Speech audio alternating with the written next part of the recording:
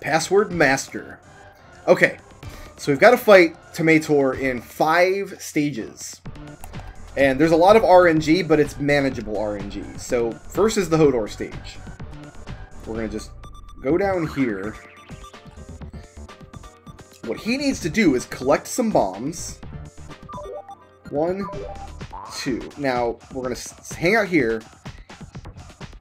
He's going to fire his bombs off screen because I'm too low. Bomb, bomb, then I'll climb up. What I've got to do is go over his head and drop a bomb onto him, like so. And then he'll blow up, and we'll see where his next bombs go. I can take some damage here and be fine. I can take some damage here and be okay. There's plenty of healing in this level. And now I think he's so low he can't get me no matter what he does. I was wrong. But it's fine. He's dead now. And there's the key. I actually got a weird glitch. You see he damaged himself by falling through that electric grid there. I actually got a weird glitch in my test play where he didn't fall through it. He landed on top of it. And then I couldn't win the level. I had to restart. So that was Hodor's phase. Hodor's phase is done now. And we can go ahead and heal up. Leave Hodor there. And next is Grizzly Adams' phase. We want to go ahead and give him the shield.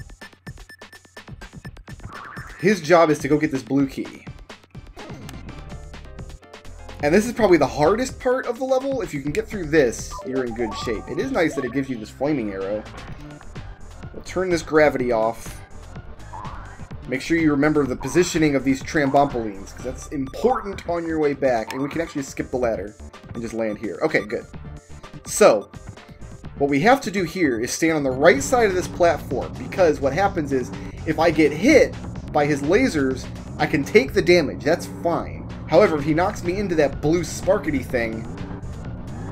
Is it 4 shots? Yeah, 4 shots. He knocks me to the left, and we don't want to go to the left. That blue sparkety thing is an insta-death. And yeah, that's the hardest part of the level. In fact, I don't even need to heal, because we had the free hit point. Get the blue key. Now we just need to bring him back, and it should be smooth sailing from here. I should not have any issue with the rest of this level. Oh, you are going to hear me mash the button, probably. We need to turn the gravity back off. Land on the trampoline, which is right under that blue girder.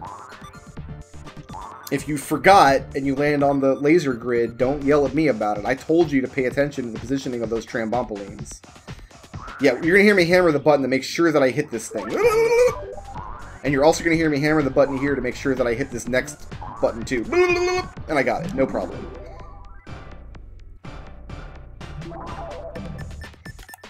And next is the Sam section. We're going to drop Yosemite Sam down this long hole. Because the blue key has been utilized, it's a safe drop. And I don't need to give him anything. Oh, he can take this healing, I guess. But there is a shield for him to use over here. And here's the Sam section. This is the hardest part to figure out what you need to do. He's going to lob 2 bombs and then shoot twice, and then move to the other side of the room. And he's going to repeat that pattern forever. But once you figure out what you need to do, it's actually really easy to execute. So you want to stand kind of in front of him. Don't touch his shield. It's insta-death. Bomb over your head, jump the laser, and then crash into him when he drops his shield. And you push him into the spikety thing, and for some reason you've got to do this 4 times instead of 3. 2 things that kept tripping me up is 1, I kept positioning myself too close to him when he was throwing the bombs. And when his laser shield reappears, you just die instantly. I did that a whole bunch of times.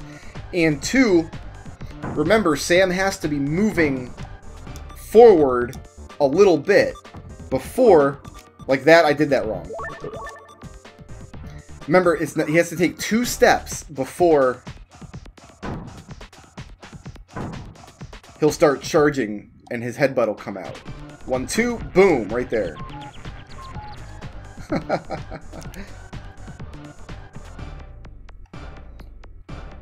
The bombs actually go pretty far, so you can actually go pretty far back with the bombs. And that should be it for this. I think he's done now. Yes. So there's the key. We need to Fire a shot through the door, please. Oh, we need to open the door first. Herp derp. Herp of the derp over here, you all. And that's it, right? Yeah. Yeah. Now we just bring everybody across. Tons of healing in this level.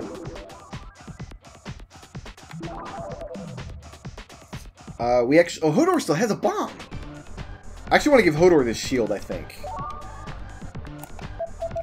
Because he's in the most danger of taking damage. He's going to have an extra bomb. I guess I grabbed an extra bomb in the first section of the boss fight. Alright, fair enough. Because there's another bomb right here. Okay, we need to make sure he goes down. And just like we did before, we need to float over him and drop a bomb. We're going to use all 3 of the Vikings this time. And stand far enough away that when his shield comes back, he doesn't die. I've lost a run to that. I lost a run in my test play to that, actually. I did not lose a run to this bounce here. This bounce is just kind of hold right and you're through. No problem. Because one of the properties of the... I think it's just of the fire arrows. I think regular arrows won't do it. But one arrow will make his shield come down, and then the second arrow will stun him for a moment so he can't fire at you. You can do that during Grizzly's section, but I find it easier just to kind of dodge through the lasers like I did. So we need to... One arrow, bring the shield down. One to stun him. Switch to Sam. Boom! Knock him backwards a little bit. Now we gotta move everybody forward to make sure the bombs don't get us. Perfect. Everybody's got some healing, though, so it's fine if we do get hit. In you go! And he's gonna go up the elevator. Farewell, Tomator. And now we just need to follow him up.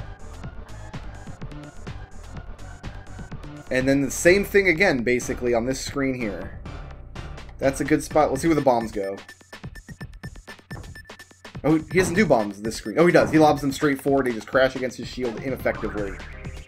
And I think that wraps it up. No problem.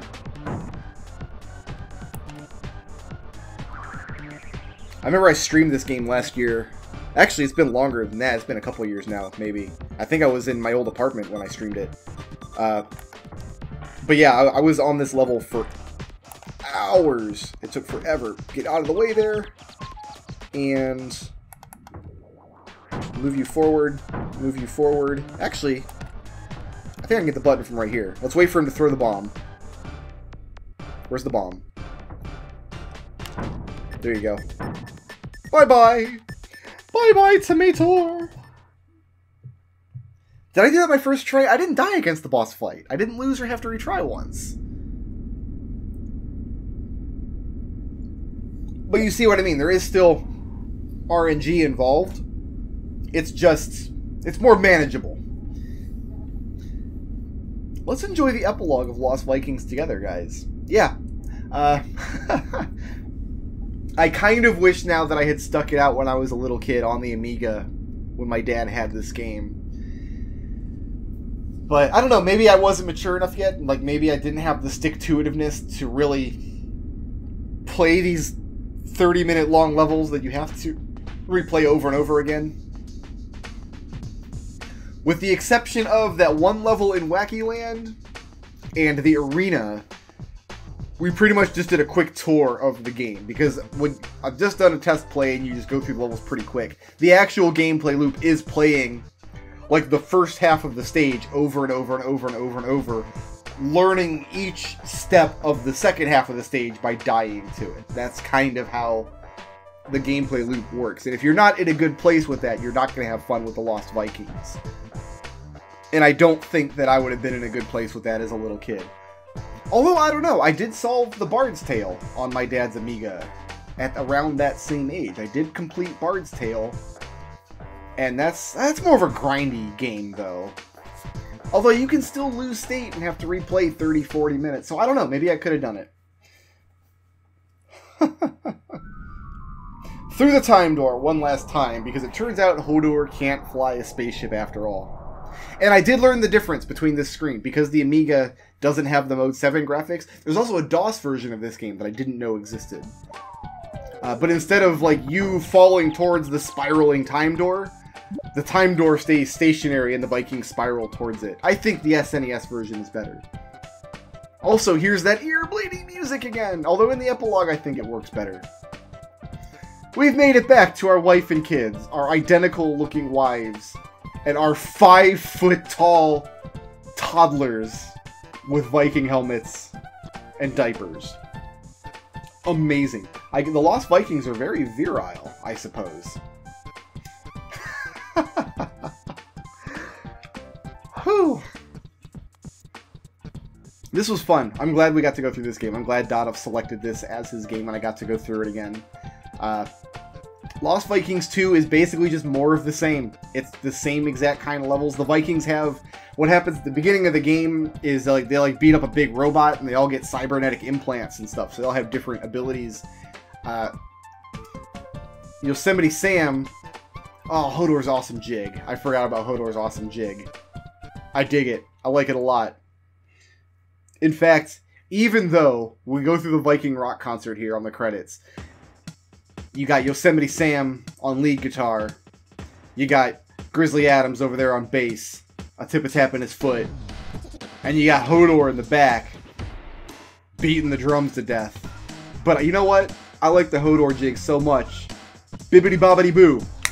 I'm gonna put it up there. We're gonna have 2 Hodors through the whole... Yeah, it's gonna be good times.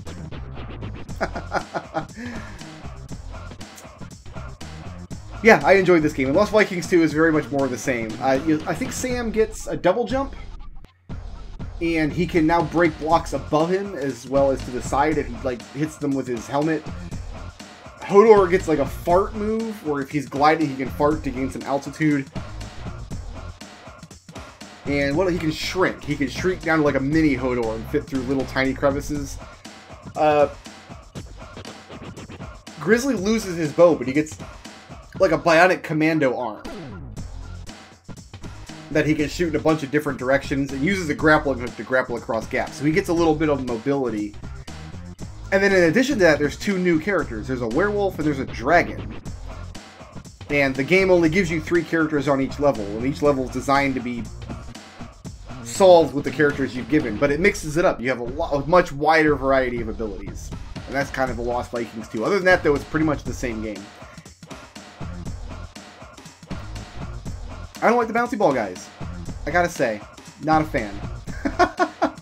Because they made me play the entire arena an extra time. Oh, the Snot Squeezle.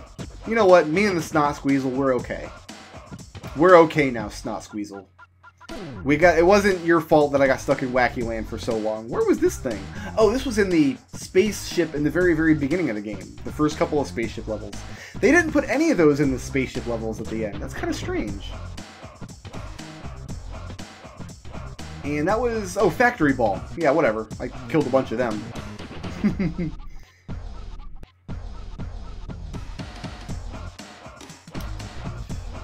Lost Vikings. If you're into puzzle platformers, it's kind of hard to do better than the Lost Vikings. I don't know that I've played another game very similar to it. I don't think I can name another puzzle platform. Oh, watch for Lost Vikings 2. You know what? I'll bet when the SNES port of this came out, Lost Vikings 2 was already in development for the various computers. I think it came out there first, then got ported to the SNES, and also to the Sega Genesis. What?